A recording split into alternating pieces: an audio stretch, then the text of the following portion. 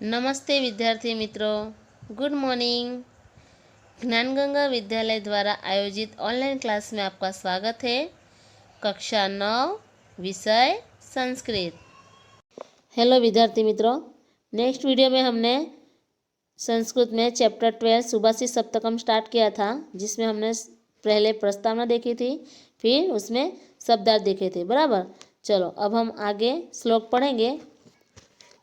शनैः पंथाः शनैः कंथा शनैः पर्वतलंघनम शनैः विद्या शनैः वित्तम पंचेतानि शनैः शनैः। शनैः यानी धीरे धीरे से, पंथा यानी मार्ग अथवा रास्ता, कंथा यानी पुराने कपड़ों से बनाई गई गुदड़ी, पर्वत लंघनम यानी पर्वत लांघना। बराबर, फिर है शनैः विद्या की जो विद्या है वो विद्या प्राप्त करना। बराबर, शनैः वित्तम यानी धन, वित्त यानी कि धन, पंचेतानि यानी 5। तो यहाँ पहले श्लोक में कहा है कि शनैः पंथा धीरे धीरे रास्ता काटना चाहिए। फिर कहा है कि शनैः कंथा कि धीरे धीरे गुदड़ी बनानी चाहिए। शनैः पर्वत लंघनम कि धीरे धीरे पर्वत पार करना चाहिए। शनैः विद्या कि धीरे धीरे विद्या प्राप्त करनी चाहिए। शनैः वित्तम यानी धीरे धीरे धन कमाना चाहिए। पंचेतानि शनैः शनैः कि यह 5 जो काम है, बराबर, तो वह धीरे धीरे ही होते हैं। तो यहाँ हमें पहले श्लोक में समझाया है सुभाषित में कि शनैः पंथा कि हमें रास्ता जो है वो धीरे धीरे काटना चाहिए। बराबर, अगर हम रास्ते पे चल रहे हैं तो हमें एकदम ध्यान से चलना चाहिए। अगर हम अपने आगे या पीछे नहीं देखेंगे तो हम ज़रूर गिर सकते हैं। बराबर, अथवा तो आगे आगे अगर खड्डा होगा, अगर हम सीधे सामने सामने देखते जाएंगे, लेकिन अगर हम आगे पीछे या ऊपर नीचे नहीं देखेंगे तो हम गिर जाएंगे। इसलिए हमें जो रास्ता है वो धीरे धीरे ही चलना, मतलब रास्ते पे हमें धीरे धीरे ही चलना चाहिए। फिर कहा है कि शनैः कंथा, जब हम गुदड़ी सिलते हैं, बराबर, तो उसमें हमें ध्यान से सिलना चाहिए, नहीं तो हमारे हाथ में सुई भी चुभ सकती है। बराबर, तो जो गुदड़ी हम बनाते हैं तो उस समय हमें पूरा ध्यान से करना चाहिए। बराबर, अगर हम अच्छे से नहीं देखेंगे तो जो सुई है वो हमें लग जाएगी। तो इसीलिए जब गुदड़ी सिलते हैं तब हमें पूरी तरह से ध्यान देना चाहिए। फिर कहा है कि शनैः पर्वत लंघनम, जब हम पर्वत पर चढ़ते हैं तो हमें अच्छे से चढ़ना चाहिए, जिससे हम गिरे ना। बराबर, अच्छे से चढ़ेंगे तभी हम अच्छे से ऊपर चढ़ पाएंगे, लेकिन अगर हम ध्यान नहीं देंगे तो हम नीचे गिर जाएंगे। इसलिए पर्वत भी हमें धीरे धीरे ही पार करना चाहिए। फिर कहा है कि धीरे धीरे विद्या प्राप्त करनी चाहिए। बराबर, शनैः विद्या, जो विद्या है तो वो भी हमें धीरे धीरे ही प्राप्त होती है, एक ही बार में हमको प्राप्त नहीं हो जाती है। बराबर, धीरे धीरे हम उसका अभ्यास करेंगे, उसके बारे में ज़्यादा ज्ञान प्राप्त करेंगे, तभी हमें विद्या प्राप्त होगी। शनैः वित्तम, वित्तम यानी जो धन है, जो पैसा है, वो भी हमें धीरे धीरे ही कमाना चाहिए। बराबर, पैसा कमाने के लिए बहुत टाइम भी लगता है, जल्दी हमें पैसा मिलता नहीं है। बराबर, जल्दी पैसा प्राप्त करने के लिए हमें मेहनत करनी पड़ती है। अगर हम जल्दी पैसा कमाने के लिए, बहुत से लोग गलत रास्ता भी अपनाते हैं, लेकिन हमें वो नहीं करना चाहिए। बराबर, भले हम जल्दी पैसा कमाने के लिए गलत रास्ता अपनाते हैं तो उसकी वजह से हमें आगे बहुत ही परेशानी भी झेलनी पड़ती है। बराबर, तो जो पैसा है वो हम धीरे धीरे ही कमा सकते हैं। बराबर, तो ये जो 5 काम है वो हम धीरे धीरे करते हैं। बराबर, और ये धीरे धीरे ही प्राप्त होता है, एक ही बार में हमको प्राप्त नहीं होता है। तो यहीं पहले श्लोक में हमको यही समझाया है कि धीरे धीरे हमें धीरे धीरे ही रास्ता काटना चाहिए। बराबर, शनैः कंथा यानी कि हमें धीरे धीरे गुदड़ी बनानी चाहिए। फिर कहा है कि शनैः पर्वत लंघनम की धीरे धीरे पर्वत पार करना चाहिए। शनैः विद्या की धीरे धीरे विद्या प्राप्त करनी चाहिए। और शनैः वित्तम यानी कि धीरे धीरे धन कमाना चाहिए। पंचेतानि शनैः शनैः की ये जो 5 काम है, बराबर, तो वो धीरे धीरे ही होते हैं। चलो अब हम आगे दूसरा देखते हैं। शीलम शौर्य मनालस्यम पांडित्यम मित्र संग्रह अचोरहणीय यानी पंचेतानक्ष्य निधि। तो इस श्लोक में कहा है कि शीलम, शीलम यानी कि शौर्य, बराबर। शीलम यानी यहाँ कहा है कि शीलम है यानी कि जो चरित्र है, बराबर। शीलम यानी कि जो हमारा चारित्र है वो अच्छा चरित्र। फिर है शौर्य, कि शौर्य मनालस्यम, शौर्य, तो शौर्य यानी कि वीरता, और अनालस्य यानी आलस्य का अभाव। फिर पांडित्य, पांडित्य यानी पंडिताई। मित्र संग्रह यानी अच्छे मित्र रखना। अचोर हरणी यानी पंचेतानक्षय निधि, बराबर। तो यहाँ जो अचोर हरणी यानी कि चोर चोरी न कर सके ऐसे पंचेतानक्षय, बराबर। तो यहाँ कहा है कि जो शीलम यानी जो हमारा चरित्र है, जो हमारा अच्छा चरित्र है। फिर कहा है कि शौर्य यानी जो वीरता है। फिर आलस्य का अभाव, बराबर। तो इस श्लोक में कहा है कि अच्छा चरित्र, शूरवीरता, उद्यमशीलता, पंडिताई और अच्छे मित्रों का संग्रह, ये पांचों अविनाशी खजाना है, पंचेतानक्षय निधि ही, बराबर। तो यहाँ कहा है कि निधि यानी कि खजाना। तो ये जो 5 चीज़ें है वो अविनाशी खजाना है, जो कभी भी ख़त्म नहीं होता है, बराबर। और फिर कहा है कि अचोर, अचोर हरणी यानी कि चोर चोरी न कर सके ऐसे ये 5 चीज़ें हैं। तो दूसरे श्लोक में कहा है कि अच्छा चरित्र, शूरवीरता, उद्यमशीलता, पंडिताई और अच्छे मित्रों का संग्रह, ये पांचों अविनाशी खजाना है, क्योंकि इन पांचों को चोर चुरा नहीं सकता है। हमको पता है कि हम हमारा चरित्र अच्छा है, बराबर। किसी या सामने वाले व्यक्ति का चरित्र अच्छा है तो उसके चरित्र को मतलब कोई भी चुरा नहीं सकता है, बराबर। फिर कहा है कि उसकी शूरवीरता, तो जो उसकी वीरता है वो वीरता भी उसका कोई चुरा नहीं सकता है। फिर उद्यमशीलता, वो व्यक्ति परिश्रमी है, मेहनती है, बराबर, तो उसका भी कोई कुछ नहीं कर सकता। फिर पंडिताई है, कि उसकी जो पंडिताई है, उसका जो ज्ञान है वो ज्ञान भी कोई नहीं ले सकता है। और जो अच्छे मित्र है, बराबर, जैसे कि सामने वाला जो व्यक्ति है, सामने वाला व्यक्ति जो है उसके मित्र अच्छे हैं, बराबर। तो ज़रूर मतलब ऐसा भी हो सकता है, हमको भी कभी ऐसा लगता है कि हमारे भी काश ऐसे अच्छे मित्र होते, बराबर। तो ये जो अच्छे मित्र का जो संग्रह है, तो ये सब जो 5 चीज़ें हैं वो अविनाशी खजाना है, क्योंकि इन पांचों को चोर नहीं चुरा सकता। इसलिए यहाँ कहा है दूसरे श्लोक में कि अच्छा चरित्र, बराबर, चारित्र जो है सूरवीरता है, उद्यमशीलता है, पंडिताई और अच्छे मित्रों का जो संग्रह है वो पांचों अविनाशी खजाना है, जिसे कोई भी चोर चुरा नहीं सकता है, बराबर। चलो अभी तीसरा देखो। सहन्ति श्रेयसी पुंसां विगुणेष्वपि बन्धुषु तुष्यरपि परिभ्रष्टा न प्रहरन्ति तण्डुलाः। सहंसी ही श्रेयसी। तो यहाँ तीसरे श्लोक में कहा है कि सहनसी श्रेयसी, की जो विरोधी गुण रखने वाले, बराबर, विरोधी गुण रखने वाले, विगुणेष्वपि यानी सगे संबंधियों में भी मनुष्यों की, बंधुषु मनुष्यों की जो एकता है वो कल्याणकारी होती है। तुषेरपि परिभ्रष्टा न प्रोहन्ति तण्डुलाः, कि कहा है कि धान के छिलके से अलग हुए चावल के दाने उगते नहीं हैं। तो तीसरे श्लोक में यही कहा है कि विरोधी गुण रखने वाले जो सगे संबंधियों में भी मनुष्यों की एकता कल्याणकारी होती है, बराबर। अगर अपने की साथ की जरूरत है तो अपने सगे संबंधियों को कभी छोड़ना नहीं चाहिए, ऐसा इस श्लोक में बताया गया है, बराबर। हमारे फैमिली में भी ऐसे सगे संबंधी जो होते हैं, बराबर, भले भला बुरा बोलते हैं, लेकिन अगर जब हमें कोई मुसीबत होती है तो वही फैमिली, वही जो परिवार है बराबर। जो रिलेशन वाले हैं, जो सगे संबंधी है, वही हमारा सहारा बनते हैं, बराबर। वही हमारे दुख में साथ देते हैं, तो उसका हमें साथ कभी नहीं छोड़ना चाहिए, बराबर। यहाँ पे कहा है कि तुषे, तुषे यानी कि धान के छिलकों से, बराबर, परिभ्रष्टा यानी अलग हुए, न प्रोहंती यानी उगते नहीं है।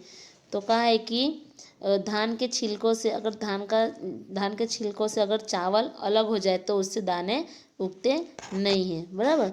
तो यहाँ पे समझाया है कि जो हमारे जो फैमिली है, जो सगे संबंधी है, तो उनको कभी भी छोड़ना नहीं चाहिए। भले वो बुरा बोलते हो, लेकिन विरोधी गुण वाले भले हो, लेकिन जब जब कोई मुसीबत होती है तब वही फैमिली हमारे साथ खड़ी रहती है, बराबर। इसलिए हमें उसका साथ नहीं छोड़ना चाहिए। और लास्ट में कहा है कि धान के छिलकों से अलग हुए चावल के दाने भी कभी उगते नहीं हैं, बराबर। तो यही श्लोक में, तीसरे श्लोक में बताया है कि विरोधी गुण रखने वाले सभी संबंधियों में भी मनुष्यों की एकता कल्याणकारी होती है, और धान के छिलकों से अलग हुए चावल के दाने उगते नहीं हैं, ऐसा इस सुभाषित में बताया है, बराबर। चलो अभी चौथा देखो। नास्ति मेघसम तोयम, नास्ति चात्मसम बलम, नास्ति चक्षुषम तेजो, नास्ति धान्यसम प्रियम। चौथे श्लोक में बताया है कि नास्ति मेघ समम यानी मेघ के समान, बराबर। तोयम नास्ति चात्मसम बलम। तो यहाँ पे बताया कि आत्म समम, बराबर, कि आत्म समम यानी कि स्वयं के समान। तो नास्ति मेघ समम यानी मेघ के समान जल नहीं, नास्ति यानी नहीं है।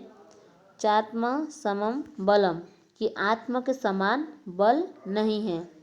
नास्ति चक्षु समम, चक्षु यानी आँख, बराबर। नास्ति चक्षु समम तेजो, कि आँख के समान तेज नहीं है। तेजो नस्ति यानी कि तेज नहीं है। धान्य समम प्रियम, कि अनाज के समान प्रिय नहीं है, बराबर। तो यहाँ पे बताया है कि जो मेघ के समान जल नहीं है, कि जो बादल होते हैं उसके समान पानी नहीं होते, बराबर। जो कुदरत का मापदंड है उसमें कोई बंधन नहीं होता। तो ये जो मेघ का पानी है वो किसान के लिए बहुत ज़रूरी है। हमें पता है, बराबर, कि किसान के लिए पानी कितना ज़रूरी है। अगर पानी नहीं बरसेगा तो किसान खेती नहीं कर पाएगा। तो इसीलिए कहा है कि मेघ का जो पानी है वो किसान के लिए बहुत ही ज़रूरी है, और उसके द्वारा ही जो किसान है वो खेती कर सकता है और फिर हमें अनाज मिलता है, बराबर। फिर कहा है कि नास्ति चात्मसम बलम, कि हमारा जो आत्मा है, बराबर, कहा है कि आत्मा के समान बल नहीं है। कि हमारे अंदर जो आत्मा बल है, अगर हमारा आत्मा बल मजबूत है तो हम कभी भी हार नहीं सकते हैं। अगर हम हार गए तो फिर हम किसी के भी सामने खड़े नहीं हो सकते, किसी भी मुसीबत का सामना नहीं कर सकते हैं। इसलिए हमारा आत्मबल अगर मजबूत हो तो हम कुछ भी कर सकते हैं। इसलिए कहा है कि आत्मा के समान बल नहीं है। फिर कहा है कि आँख के समान तेज नहीं है, बराबर। जो आँख है, बराबर, तो जो आँख है उससे बड़ा कोई तेज नहीं होता है। जो कुदरती जो दृश्य है जो हम देख पा रहे हैं तो वो आँखों की वजह से ही है ना। अगर हमारी आँखें नहीं होती तो हम इतना जो प्रकृति का जो सौंदर्य है वो हम नहीं देख पाते, बराबर। तो आँख के समान कोई तेज नहीं है। फिर कहा है कि धान्य समम प्रियम, कि अनाज के समान प्रिय नहीं है। कि जो अनाज है, बराबर, कि अनाज से प्रिय कोई भी नहीं है। कि हम कितना भी बाहर खा लें, हमें पता है कि हम बाहर का कुछ भी खा लेते हैं, लेकिन जब तक हम घर का खाना ना खाएं, अनाज ना खाएं, तब तक हमें संतुष्टि की प्राप्ति नहीं होती है। इसलिए यह कहा है कि अनाज के समान प्रिय नहीं है, बराबर। अगर हम XYZ की बाहर कुछ भी खाते हैं, जैसे कि वड़ा पाव है या कुछ भी खाते हैं, बराबर, बाहर की कोई भी चीज़ है, लेकिन उससे फिर भी हमारा पेट नहीं भरता है। वो खाली उसी समय तक खाली हमें भूख नहीं लगती है जब तक हमने वो खाया है, बराबर। फिर पर जब तक हम अनाज ना खाएं, अपने घर का खाना ना खाएं, तब तक हमें संतोष नहीं मिलता है। इसलिए कहा है कि अनाज के समान प्रिय कुछ भी नहीं है। तो चौथे श्लोक में हमें यही बताया है कि नास्ति मेघ समम, कि मेघ के समान जल नहीं है। फिर चात्म समम बलम, कि आत्मा के समान बल नहीं है। नास्ति चक्षु समम तेजो नास्ति, कि आँख के समान तेज नहीं है। और धान्य समम प्रियम, कि अनाज के समान प्रिय नहीं है। ऐसा इस सुभाषित में बताया है। चलो अभी हम 5वां देखते हैं। सत्यम तपो ज्ञानम हिंसताम च विद्वत प्रणाम च सुशीलताम च एतानि यो विदधाति स विद्वान न योग पक्षो विगह प्रयाति। सत्यम यानी सत्य, तापे यानी तप, ज्ञानम हिंसताम यानी ज्ञान, फिर अहिंसताम यानी अहिंसा, विद्वत प्रणाम यानी विद्वानों को प्रणाम, च सुशीलताम यानी कि सच्च चरित्रता। तो एतानि यो विदधाति स विद्वान, कि जो यह सब करता है वही विद्वान है। न यो अयोग पक्षो विहगः प्रयाति, कि निश्चित रूप से एक पंख वाला पक्षी आगे नहीं जा सकता है, अर्थात उड़ नहीं सकता है, बराबर। तो यहाँ 5वें सुभाषित में बताया है कि सत्य, तप, ज्ञान, अहिंसा, विद्वानों को प्रणाम और सच्च चरित्रता, जो यह सब करता है वही विद्वान है। निश्चित रूप से एक पंख वाला पक्षी आगे नहीं जा सकता है, अर्थात तो उड़ नहीं सकता है, बराबर। कि जो व्यक्ति सत्य हो, बराबर, सत्यवान हो, तप हो, ज्ञानी हो, अहिंसावादी हो, विद्वानों को जो प्रणाम करता हो, जिसके अच्छे चरित्र हो, तो वही विद्वान है, बराबर, वही ज्ञानी है। ऐसा यहाँ बताया है। और कहा है कि निश्चित रूप से एक पंख वाला पक्षी कभी भी आगे नहीं जा सकता है, अथवा तो उड़ नहीं सकता है। अगर उसमें सारे गुण हैं तभी वो एक विद्वान व्यक्ति कहला सकता है। इसलिए यहाँ हमें उदाहरण के तौर पे यहाँ बताया है कि एक पंख वाले पक्षी, बराबर, एक पक्षी कभी भी एक पंख से नहीं उड़ सकता, ये हम भी जानते हैं, बराबर। तो यहाँ कहा है कि जो सच्चा है, जो तप है, जो ज्ञानी है, जो तप करता है, जो ज्ञानी है, जो अहिंसावादी है, विद्वानों को प्रणाम करता है, जिसके अच्छे चरित्र है, तो वही विद्वान है, वही ज्ञानी है, बराबर। तो इसलिए कहा है कि एक पंख वाला पक्षी कभी भी उड़ नहीं सकता है, बराबर, अगर वो पूरी तरह से पूर्ण है, बराबर। जो ज्ञानी है वही व्यक्ति, मतलब कि जो सभी गुण से भरा हुआ है वही विद्वान है, वही ज्ञानी है। इसलिए कहा है लास्ट में कि एक पंख वाला पक्षी कभी भी उड़ नहीं सकता है, अथवा तो आगे नहीं जा सकता है। ऐसा 5वें श्लोक में बताया है। चलो अभी देखो आगे। कष्टाग्निः जायते मध्यमानता भूमिस्तोयं खन्यमाना ददाति सोत्साहानां नास्तस्य साध्यं नराणां मार्गाब्धा सर्वयत्नः फलन्ति। तो काष्ठाग्नि, तो यहाँ का है कि मध्य मानात यानी कि मंथन से, बराबर।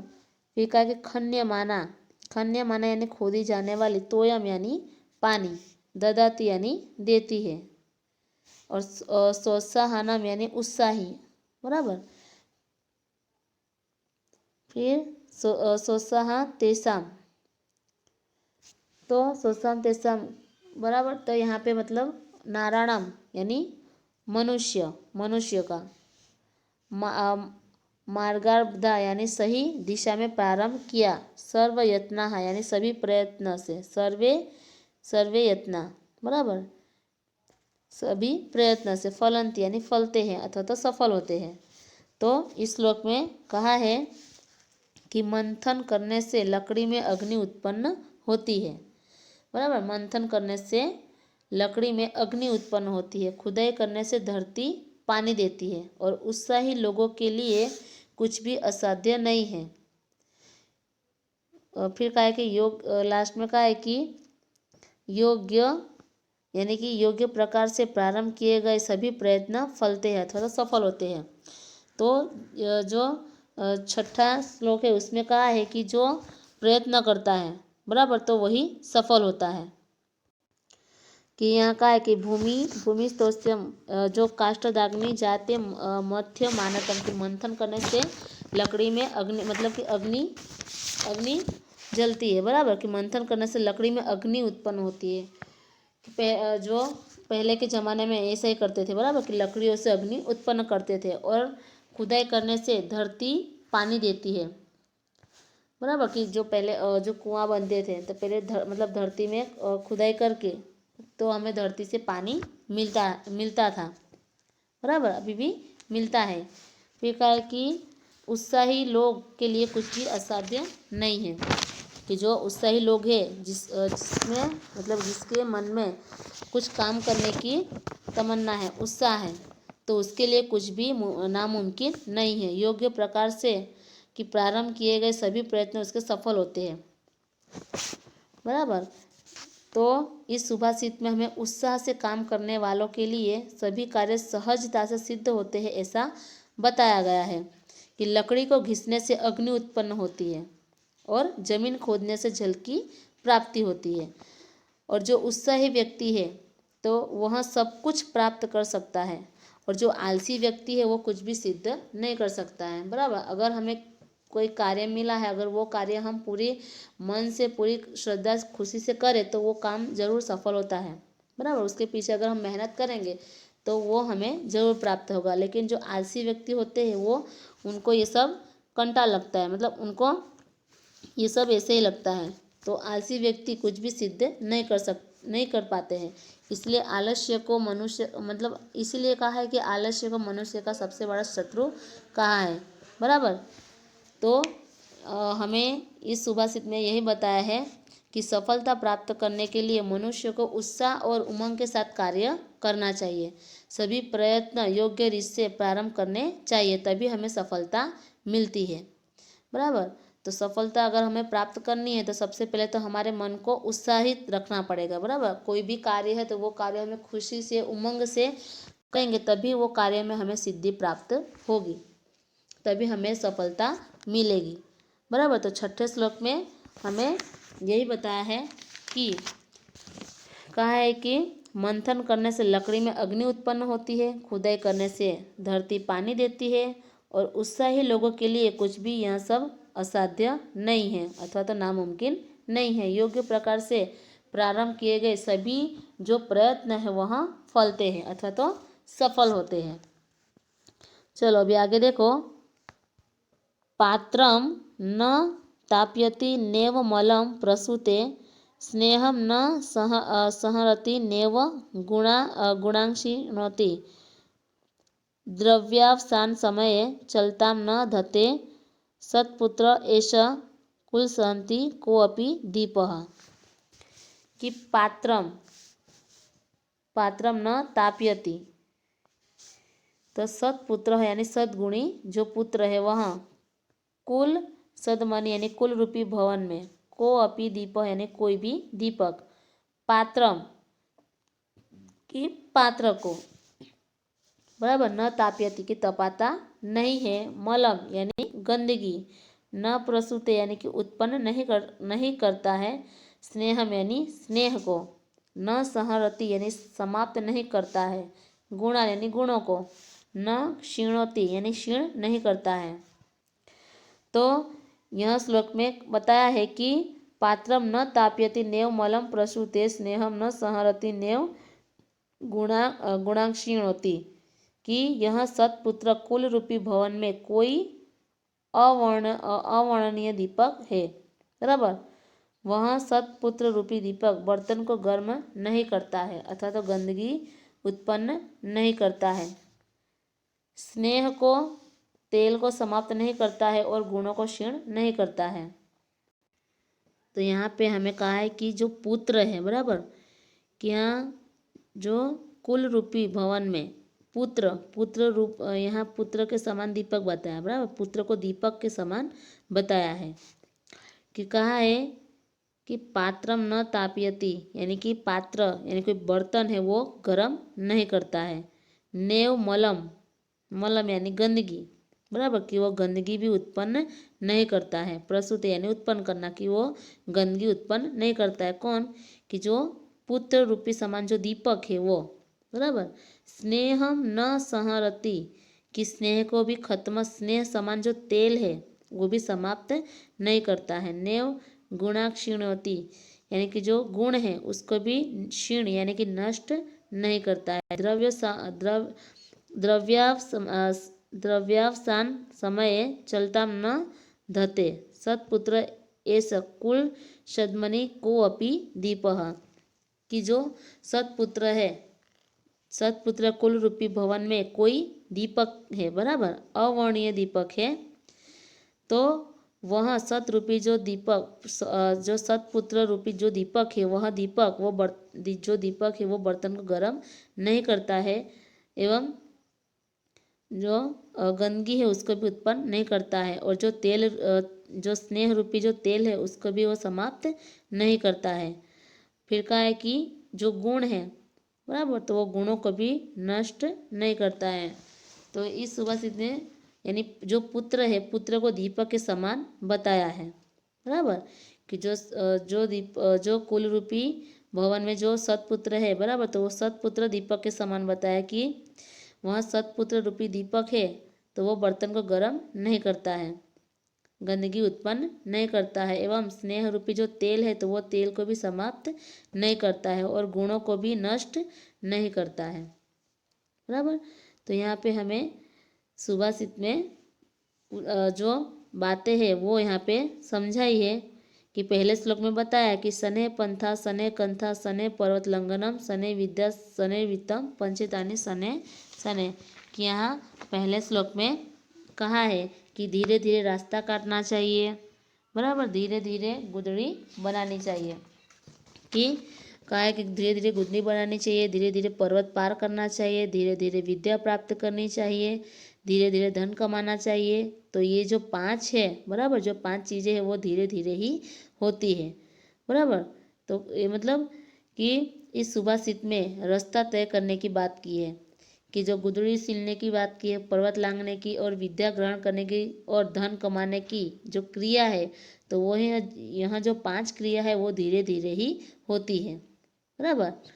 तो फिर दूसरे श्लोक में कहा है कि शीलम शौर्य मनालस्यम पांडित्यम मित्र संग्रह अचोर हरणियानी पंचेतांशयो निधि, कि दूसरे श्लोक में कहा है कि अच्छा चरित्र, शूरवीरता, उद्यमशीलता, पंडिताई और अच्छे मित्रों का संग्रह, ये 5 अविनाशी खजाना है, क्योंकि इन 5 को चोर चुरा नहीं सकता है। फिर तीसरे श्लोक में कहा है कि सहंति श्रेयसी पुषाम वीणु विगुणेष्वपि बंधुषु तुषेरपि परिभ्रष्टा न प्रवृत्ति तंडुलः, कि तीसरे श्लोक में कहा है कि विरोधी गुण रखने वाले सगे संबंधियों में भी मनुष्यों की एकता कल्याणकारी होती है। धान के छिलकों से अलग हुए चावल के दाने उगते नहीं हैं, ऐसा कहा है।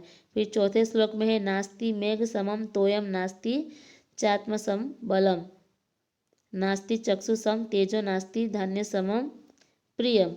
ये हमें चौथे श्लोक में बताया कि मेघ के समान जल नहीं है, आत्मा के समान बल नहीं है, आँखों के समान तेज नहीं है और अनाज के समान प्रिय नहीं है।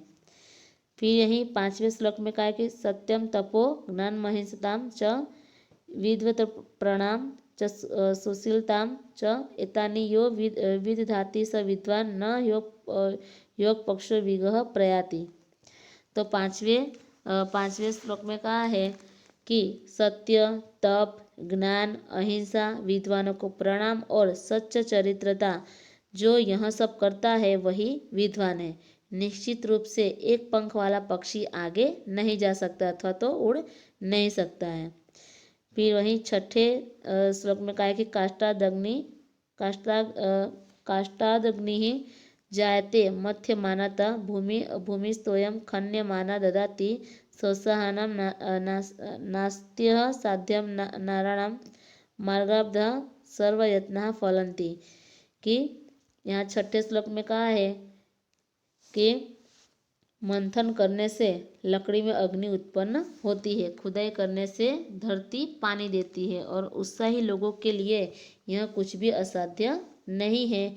योग्य प्रकार से प्रारंभ किए गए सभी प्रयत्न सफल होते हैं। तो वहीं सातवें लास्ट में कहा है पात्रम न ताप्यति नेव मलम प्रसूते स्नेहम न सहरति नेव गुणाक्षीणोति द्रव्य सावन समये चलताम न धत्ते सत्पुत्र एष कुल सदनी को अपि दीपः। तो लास्ट श्लोक में कहा है कि यह सतपुत्र कुल रूपी भवन में कोई अवर्णनीय दीपक है। वहाँ सत रूपी दीपक बर्तन को गर्म नहीं करता है, गंदगी उत्पन्न नहीं करता है। मतलब यहाँ पुत्र की बात की है, बराबर, पुत्र रूपी दीपक की बात की है कि वहाँ गंदगी उत्पन्न नहीं करता है, स्नेह को यानी कि तेल को समाप्त नहीं करता है और गुणों को क्षीण नहीं करता है, बराबर। तो जो हमारा जो चैप्टर 12 है सुभाषित सप्तकम वो यहीं पूर्ण होता है, बराबर। तो जो हमने श्लोक देखे तो वो आपको अच्छे से अगर समझ में ना आया हो तो वीडियो 1 से 2 बार फिर से देखना, ठीक है। नेक्स्ट वीडियो में हम आगे का चैप्टर पढ़ेंगे। Thank you.